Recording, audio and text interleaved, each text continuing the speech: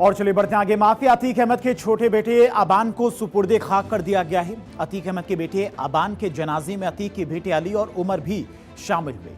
अतीक अहमद के सबसे छोटे बेटे अबान अहमद की झांसी के पास में कार डिवाइडर से टकराई थी, जिसमें उसकी मौत हो गई थी।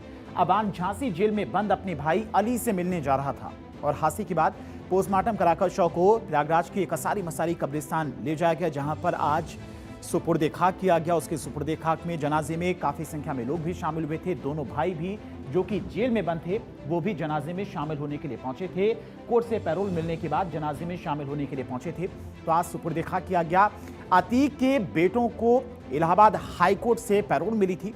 दरअसल अतीक अहमद के जेल में बंद दोनों बेटों को अपने भाई अबान के जनाजे में शामिल होने के लिए इलाहाबाद हाईकोर्ट से पैरोल मिली थी। इलाहाबाद हाईकोर्ट ने अली और उमर को 4 सख्त शर्तों के साथ में पैरोल दी।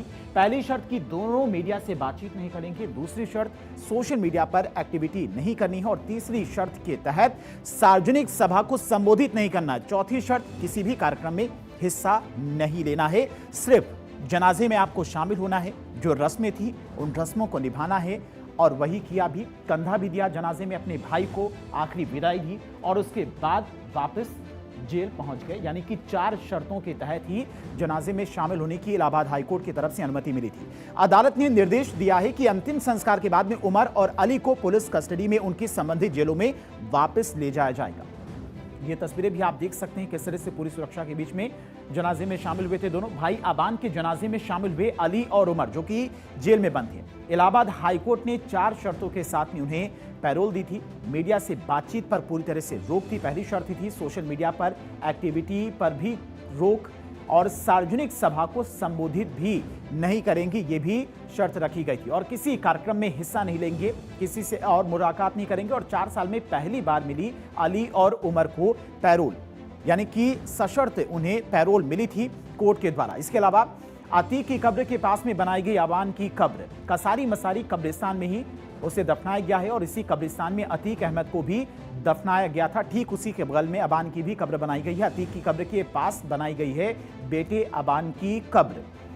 अतीक के परिवार की कब्रें यहीं पर मौजूद हैं, यानी कि इससे पहले भी जब अतीक अहमद का सुपुर्दे खाक किया गया था तब उसे इसी कसारी मसारी कब्रिस्तान में दफनाया गया था और आज उसके सबसे छोटे बेटे को भी यहीं पर अतीक अहमद की ठीक बगल में उसकी कब्र बनाई गई, उसे दफनाया गया है।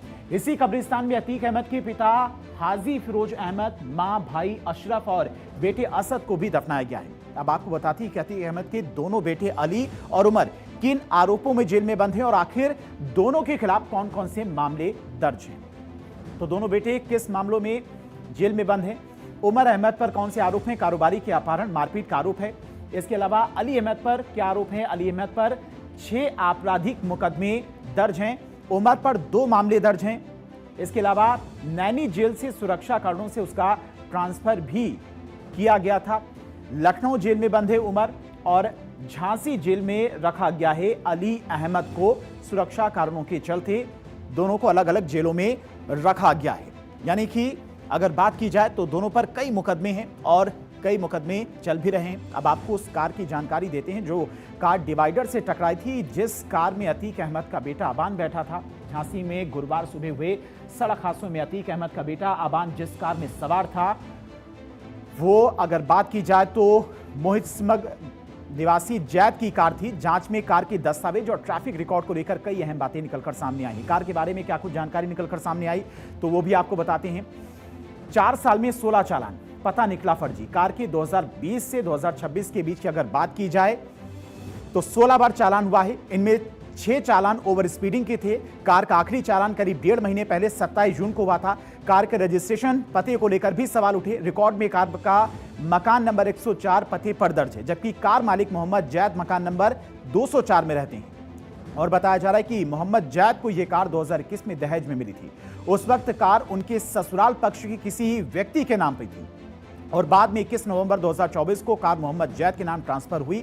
कार ट्रांसफर के दौरान दस्तावेज तो मिल गए लेकिन रिकॉर्ड में दर्ज गलत पते को दुरुस्त नहीं कराया गया। अब हादसे के बाद में कार के पुराने चालानों और दस्तावेजों की यह जानकारी भी जांच के दायरे में आ गई है।